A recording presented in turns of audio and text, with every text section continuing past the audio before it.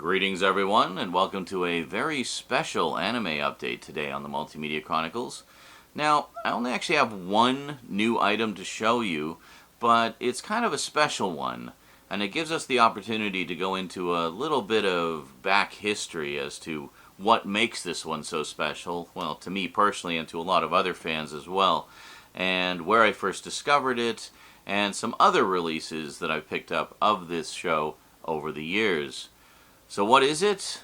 Well, you probably already know from reading the title. Dino Mech Gaiking. Today on the Multimedia Chronicles.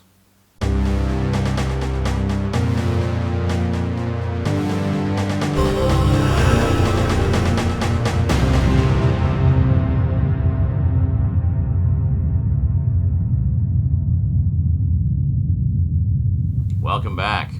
Now, before we talk about this, we gotta cast our gaze back a ways to 1980 and a little show called Force 5. Now, Force 5 was a collection of 5 different anime series that were translated to English and brought over here by Jim Terry Productions. But we got to go back even a little farther than that, because the reason Force 5 came about was because of a toy line from a couple years earlier called the Shogun Warriors. Now, the Shogun Warriors came out in 1978, and it was a collection of action figures. Some were large, like literally 2-foot tall action figures with rocket launchers and all kinds of cool add-ons. They had Godzilla as a part of it. There was a Godzilla toy as a part of the Shogun Warriors line. They had a Marvel comic, which I collected and loved. Ran for 20 issues, so from 1978 to 1979.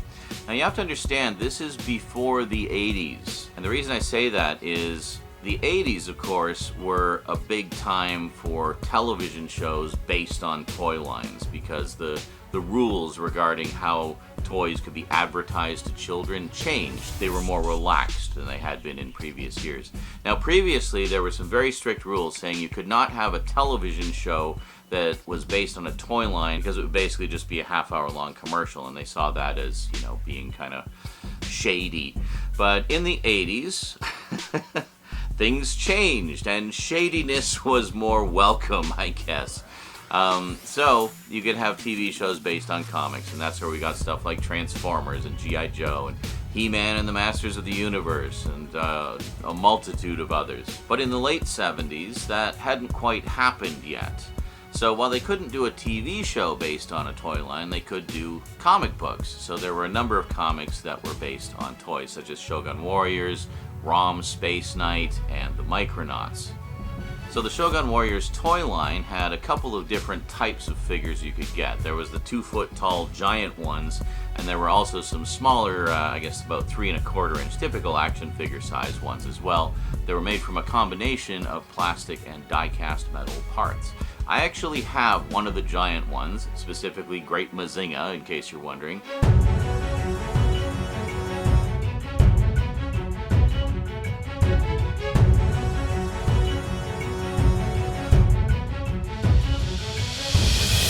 Happy to say I still have all the missiles. Yeah, not too bad. I don't know how either, because I would shoot those things all over the place. And yes, these were from before the time when they limited how rocket launcher toys could launch, i.e. they couldn't launch after a while, but these ones definitely could, and they would just fly across the room. I'm sure many a kid choked to death on them. And I also have a selection of the smaller toys as well. I would have dug them out for this video, except they're buried in the bottom of my toy trunk with a pile of boxes on top of it, and I just couldn't be bothered. It's just too much. Maybe we'll do a video about the toys another time, because I'm sure a lot of you would love to check those out. So Jim Terry, I gather, was quite taken with the Shogun Warriors toy line, and did some research and found out what the toys were based on, namely a whole bunch of anime shows. Because over in Japan, they didn't have the same rules that we had here. They could make shows based on toys and toys based on shows as much as they wanted. It was huge over there. So Jim Terry got the idea, well, why don't we license some of those shows and bring them over here, but we won't call them the Shogun Warriors, because then we'd have to pay a fee to the toy company as well. We'll just bring them over as is and Americanize the names a little bit, and we can market them in a nice, tidy syndication package. And so, Force 5 was born. So Force 5 was a collection of 5 different unrelated anime shows. Now, this isn't the same as what they did a few years later with Robotech and Voltron, where they took several unrelated animes and then mishmashed them together into a new kind of storyline that vaguely resembled the original.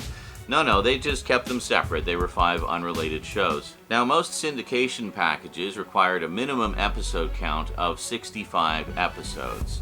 The reason being, television at the time was based around a 52-week season, or, a year of television. And within that 52-week season, they would kind of divide it up into 4 chunks of 13 weeks apiece. So if it was a weekly syndicated cartoon series, for example, it would usually be 13 episodes. So 1 episode a week for 13 weeks. If it was a 65-episode syndication package, they could show it 5 days a week, Monday through Friday, for 13 weeks. Yeah, everything was based around that 13-week cycle. And the reason being, in a 52-week year, that means you can show every episode 4 times, right? So here's the thing, though. With an anime series, they're much lengthier, more complicated, and often heavily serialized storylines. So to just license 13 episodes of each of those shows wouldn't have been enough. I mean, you'd barely get a taste of the show, and then you'd be on to the next one. So for Force 5, they went with 26 episodes of each of the 5 shows that they decided to license. So, what were the 5 shows? Well, there was Getter Robo G, which was the second Getter Robo series. The reason he went with the second Getter Robo series, that's the one that the toys were based on. So he wanted to get as many of the same shows that had the Shogun Warriors toys in them as possible. So he went with Getter Robo G and renamed it Starvengers. Then they licensed Danguard Ace. That was one of my favorites, by the way. And the added bonus there, Danguard Ace was also one of the super robots featured in the Marvel Comics of Shogun Warriors. So kind of a double whammy there, something the kids would already be quite familiar with. Then another one of my favorites, UFO Robot Grendizer, which was retitled Grandizer. Then they were actually going to license Great Mazinger as Great Mazinga, my boy, Great Mazinga, but for whatever reason didn't. I don't know if they just couldn't get the license or changed their minds at the last minute, so instead they swapped Great Mazinger out for Starzinger, oddly another Zinger series, and retitled it Spaceketeers.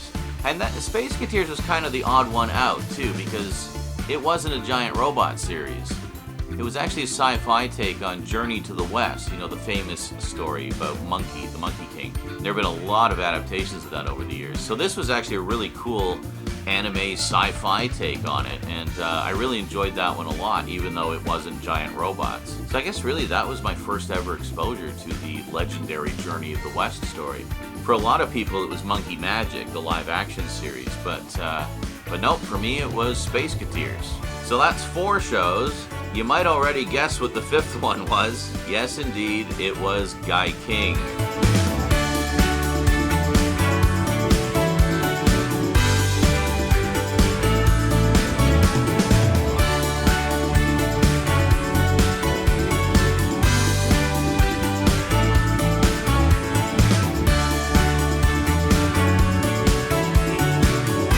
So 5 shows, 26 episodes apiece, sold as a syndication package of 130 episodes right out of the gate. Wow. Now, that's a syndication package, because that gives them 26 weeks of daily syndication, not just 13. So it meant they could only show every episode twice in the 52-week cycle, but hey, that thing was going to sell. And this thing showed everywhere. It was a big hit. In my area, it would air fairly early in the morning, 5 days a week. So I would watch it every day before going to school. And then I think the year after that, they started showing Star Blazers as well. So that was some of my earliest exposure to anime and serialized space opera storytelling. It was amazing. What an amazing introduction to it. I did also see Battle of the Planets a couple years earlier when I was like 6 years old, but I barely remember that at all. So here's the big problem with Force 5. As I mentioned, they only licensed 26 episodes out of each series.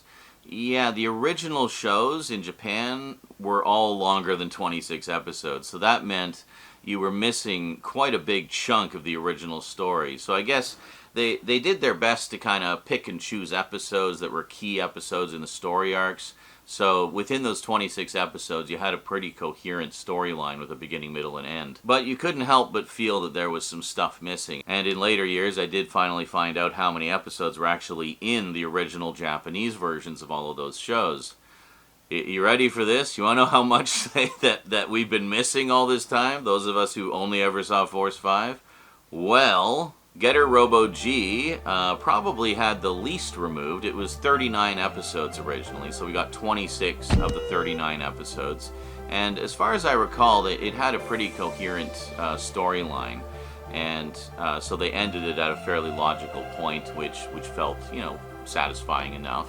UFO Robot Grendizer was originally 74 episodes, so, I mean, you barely got a third of the series. And I loved that one as well. Actually, funny enough, I should mention, I also found this out recently. UFO Robot Grendizer is actually part of the Mazinger Z universe.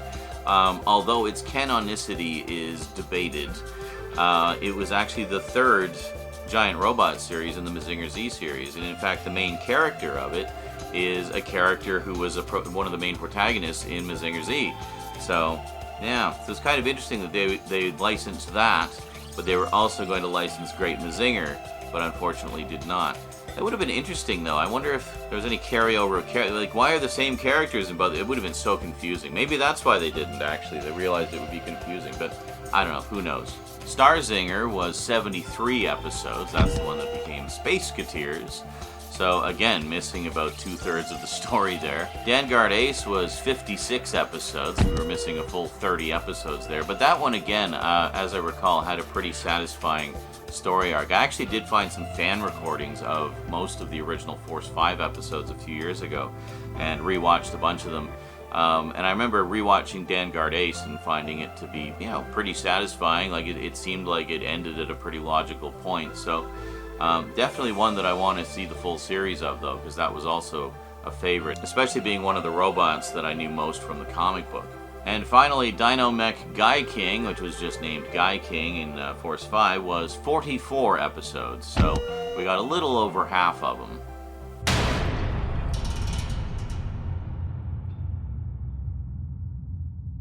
So, one final addendum to the Force 5 story. It wasn't just marketed as a massive syndication package of 130 episodes of mostly coherent anime shows, but it was also marketed as 5 TV movies. Yes, where they further condensed and truncated and hacked to pieces the storylines to fit into a neat, tidy 90-minute movie.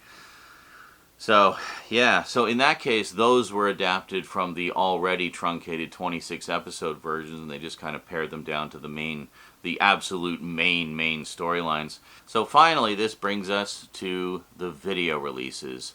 Now, the Force 5 versions of all of these shows didn't ever get any kind of full release. Although Family Home Entertainment did release the 5 TV movies on VHS many moons ago.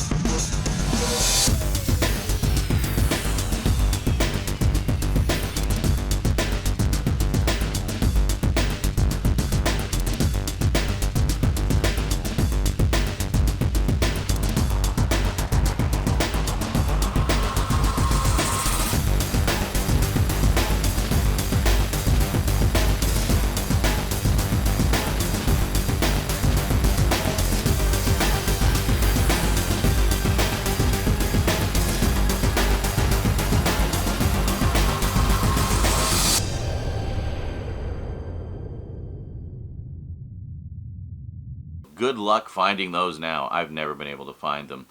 But we did get a series of tapes of at least, well, the first 2 episodes of each of them. This is the Force 5 version right here. And I gotta tell you, I was beyond thrilled to find this. Like, I had no idea these tapes even existed. Let me just quickly give you a little mini closer look at this. So, yeah, here we have the first 2 episodes of Gaiking.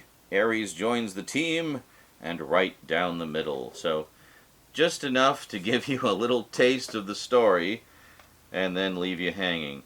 Now, looking at the back here, you can see that they actually did do VHS tapes for all 5 of the Force 5 shows, giving you the first 2 episodes of each of them.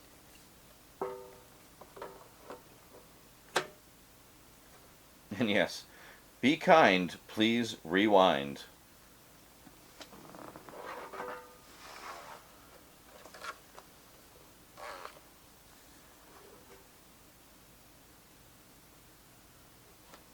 So, there you go. I mean, something is better than nothing, right? At least we got some of it. I did kind of keep an eye out for the other 4 tapes, and I do vaguely remember seeing some of them floating around in the ether over the years, but never managed to pick them up. But that's okay. So, fast forward a few years later, and Toei actually did their own English dubs, and using the original full-length Japanese series as their template, edited several of the shows into a trilogy of movies. Now, in this case, each movie runs over 2 hours, so you get a good meaty chunk of story in each one. And being a trilogy, so 3 more than 2 hour long movies, you're not missing as much of the story. Hold on a second. I have to interject here and actually myself from the past, because everything I just said was actually wrong. Well, not everything, but 2 key points. First off, the English dubs on those movie trilogies were not done by Toei. They were done by William Winkler Productions. Kind of similar to what Jim Terry did, but instead of doing 26 episodes, he just took the original Japanese shows and cut them into 3 movies. I think I was thinking Toho, how Toho did their own English dubs for the Godzilla movies, like the Showa era ones, and got Toho and Toei mixed up. It's like, yeah, it's 2 different toes, not the same toe. The other thing was the running time. Now, in my defense, on the back of the Shout Factory DVDs that we're about to look at, the running time is wrong. It says that they're 360 minutes apiece across 3 movies, ergo, you would assume, about 2 hours apiece. Nope, they're actually about 100 minutes apiece. About the same running time as the old Family Home Entertainment ones. But again, instead of crunching the entire story down to 1 single 100-minute movie, he spread it across 3. So, not as truncated, but still not the complete series. Anyway, I think everything else is correct from here on. If not, you'll be hearing from me again. Now, they didn't do all 5 of the shows that were in Force 5, but they did do 3 of them. And needless to say, when I saw Shout Factory put DVDs of these out, I snapped them up. So first off, we have Vanguard Ace. Hey, one of my favorites. There we go. So let's quickly take a little peek at that one. So yeah, nice action shot on the cover of Vanguard Ace here. Gotta love it. And if you want just kind of a quick summary of what the story's all about, you can pause that and take a look.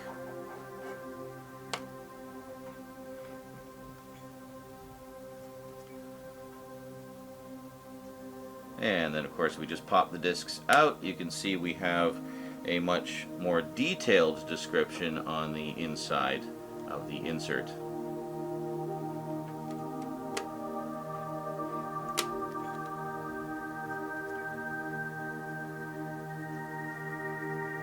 So usually on the discs here it'll tell you which ones have which movies, but I'm pretty sure the first disc is just the first movie and the second disc is the other 2. So yeah, I was pretty excited to get my hands on that one. I mean, it's not the complete original Japanese show, it's not the Force 5 version either, but hey, something's better than nothing, right? except for one thing. This was a television show from the 70s. 4:3 aspect ratio. You see where I'm going with this? Yeah. Cropped to 16:9. My beloved Vanguard Ace. Butchered. And I gotta say, really horribly cropped too. Like, zoomed in on the standard definition video source with no care whatsoever taken for any kind of framing adjustment or whatever. Heads are cut off all over the place. Important information is lost. I mean, you lose about a third of the picture when they do that. It's just awful. So, and I mean, it doesn't say that anywhere on the packaging, so I had no idea until I got it home, opened it up, popped it in, all excited, and it's like, what the hell have they done to this? There is some good news since I filmed this. When I grabbed that William Winkler interview clip that we just saw a couple segments ago, I discovered that, I don't know if it was William Winkler himself or someone else, actually posted the movie trilogy of Vanguard Ace, but the uncropped version. So actually the 4:3 version. So if you go to archive.org, you can actually get the full uncropped version. So that's good. It's just kind of baffling as to why Shout Factory didn't release that version. I guess we'll never know. So, as I said, they released 3. Next one, Starzinger.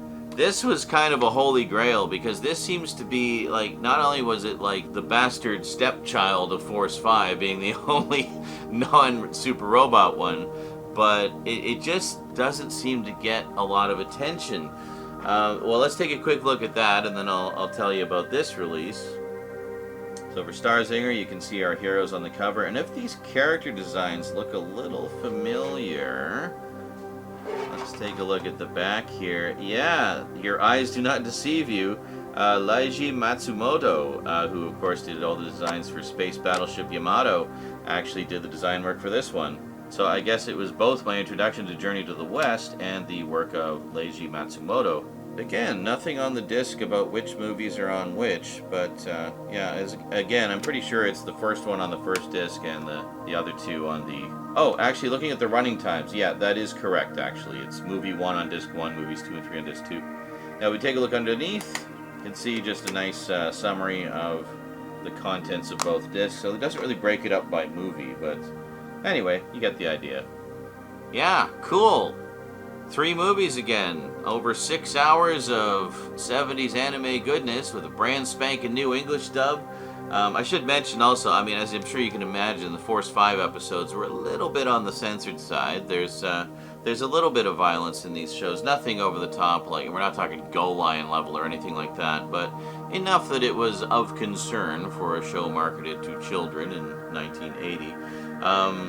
These, however, are basically uncensored. They're just, condensed. But cropped to 16:9 again. And I would argue that this one is even worse because they made real use of that full, 4:3 frame. A lot of money shots of Monkey basically flying around doing his thing where his head's cut off and you can't see half of the action.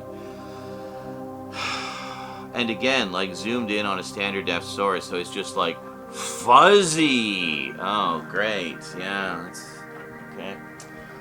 Well, third time's the charm. Yes, they released Gaiking in movie trilogy form, not cropped. So I don't know what the executive decision was that they would crop those two, but not this one. But I'm glad at least I got one of them looking normal. So let's take a quick closer look at this one. And finally, Gaiking, with another nice shot of the robot and his pilot.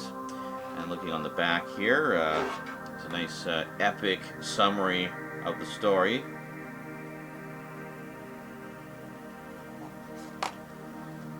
Oh, look at this. And then Gaiking actually does tell you on the disc quite clearly which movies are on which disc.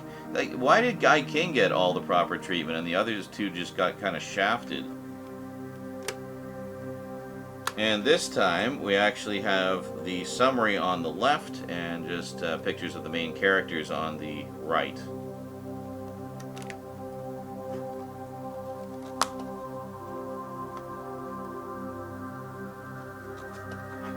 So, there you go. The trilogy of trilogies. Starzinger, cropped. Gaiking, beautiful. Vanguard Ace, cropped. But, as I say, something's better than nothing. And, you know, Force 5, with its very sparse video releases, and not just Force 5, but the original Japanese versions with their sparse video releases, you know, us fans of these shows just kind of take anything we can get, you know, and yeah, so I don't know why it seems only Gaiking got the sort of royal treatment with proper disc labeling and no cropping, but yeah, so maybe after I watch the full series on the DiscoTek version, this would be an interesting alternate take to check out. Yeah, I really wish the rest of the shows would get proper releases, you know. I'm really surprised that UFO Robot Grendizer actually hasn't had a release, because it had a video game which looked amazing, but who the hell's even heard of Grendizer over here? Like, watching the trailers for that game, obviously it was made by fans of the show, and it has tons of references to the show in it, but it's just such a niche thing. I thought for sure we would get a release of the show around the time that the game came out, but just nothing. I'm sure I don't have to say, come on, DiscoTek, make it happen. I mean, they've done the Mazinger Z shows, so why not? I mean, it's part of that universe. Canon or not, it was originally part of that universe. But, I mean, I guess it's one of those rights issues or something. Who knows? Anyway, speaking of DiscoTek, after a frustrating history of sparse releases or just substandard releases or incomplete releases, we finally got the complete, uncut, original series of Dino Mech Gaiking in all its glory. Now, one caveat, it is a standard definition Blu-ray, so no high-def sources exist, unfortunately. That seems to be the case with a lot of 70s anime. I guess it was just, you know, they just didn't keep the masters for some reason. But that's okay, because DiscoTek's SDVDs are some of the best out there. They do a really nice job of them. Beautiful AVC encoding, nice high bit rates, and they make as much use as they can of the 50 gigs of space on a dual-layer Blu-ray disc. So let's take a closer look at this one. So, quite a lovely slipcover. I should mention this title is out of print. I did have to get it on the aftermarket, but thankfully I didn't pay too much for it. And once again on the back there, you guys are going to have this summary memorized, I swear. So, not much in the way of extras, just a clean opening and ending, but that's okay. And if we take it out of the slipcover... Oh, hey! That artwork looks familiar. Yes, indeed. It is the same artwork that was used on the movie compilation.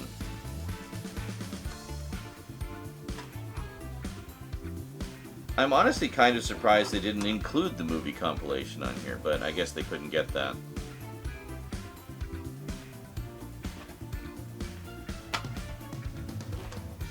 And if we open it up, yep, being an SDBD means they could fit all 44 episodes on a single Blu-ray disc, and you can see it's region A locked.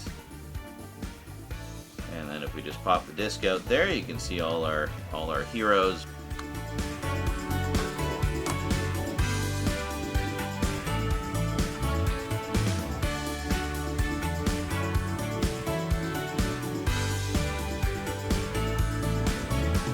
And there we go. Every video release ever, minus the Family Home Entertainment release of the Force 5 movie version, that I have. Pretty cool. I forgot to mention actually about Force 5 regarding the theme music for all the different shows. This was kind of interesting because you know how a lot of shows would do English translated lyrics or just do whole new music? Force 5 actually used the original music from the shows. But the theme songs, of course, all had Japanese lyrics. So what they did was they used the instrumental versions. They just cut the vocals out entirely. So it's still the same theme music, but it's the instrumental version, which I thought was kind of neat.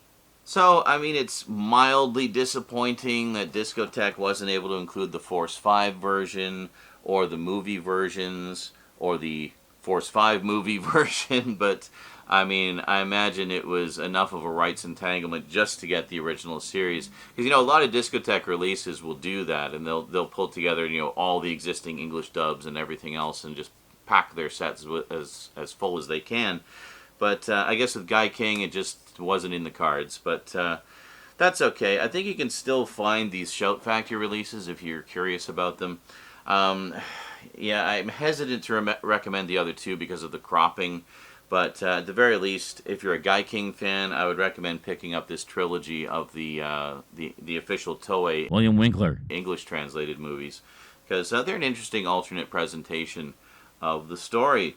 Well, that was quite a spiel, considering I only got one new thing. How's that for the most deluxe update ever?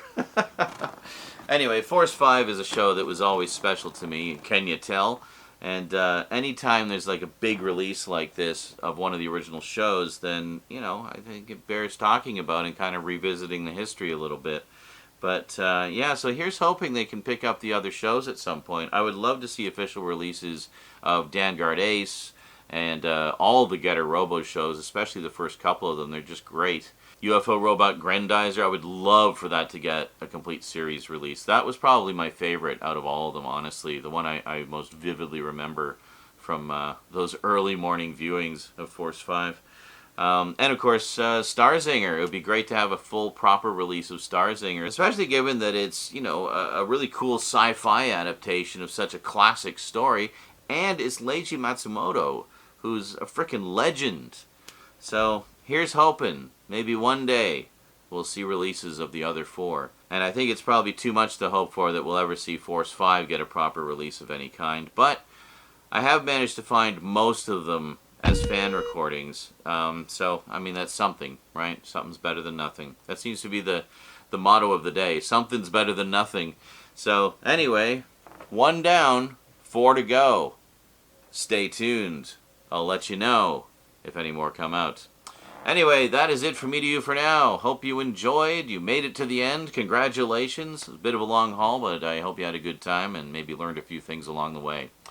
I will see you next time. Until then, thanks for watching, and sayonara.